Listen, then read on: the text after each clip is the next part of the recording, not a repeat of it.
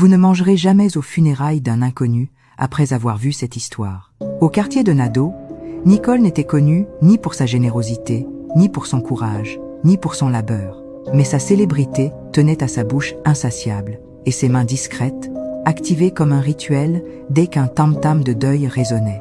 On murmurait, avec amertume, « Là où un mort repose, Nicole se lève ». Sans attendre invitation ou lien de parenté, elle nouait un pagne sombre et marchait, d'un pas lourd, vers la concession en deuil, que ce soit pour un vieillard éteint, un enfant terrassé par la fièvre ou une épouse morte en couche. Sur place, Nicole versait des larmes feintes, traînait un chagrin fabriqué jusqu'aux cuisines et s'installait près des marmites. Elle savait qui préparait le ragoût le plus généreux, qui utilisait du beurre de karité pour attendrir les feuilles d'aubergine et quand glissait un morceau dans son pagne sans être vue. Mais ce que Nicole ignorait, c'était qu'à se nourrir de la tristesse des autres, on avale les ombres qui hantent leur silence. Dans la tradition de Nadeau, les repas funéraires ne sont pas de simples festins, ce sont des offrandes. Chaque bouchée volée brise une prière, amorce une malédiction. Nicole n'y voyait que profit. Pendant que d'autres mères travaillaient au champ ou pilaient le mil sous le soleil, elle guettait le malheur pour en faire sa moisson. À la maison, ses enfants, Sabine et Sam, grandissaient dans l'ombre de ce vice. Les anciens l'avaient pourtant averti. « Nicole, méfie-toi des repas trop faciles. Un jour, ce ne sera pas la faim, mais le chagrin qui t'ouvrira la bouche. » Elle riait, moqueuse. La mort ne mange pas, alors autant nourrir les vivants.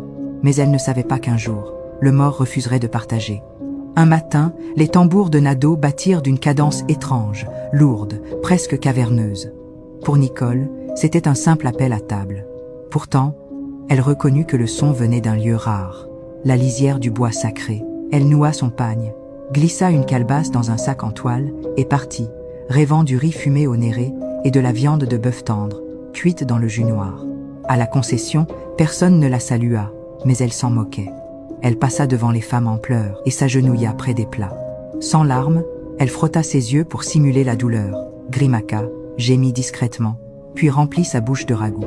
L'air était épais, collant, chargé d'une odeur de bois brûlé et de feuilles séchées. Nul ne riait, nul ne chantait.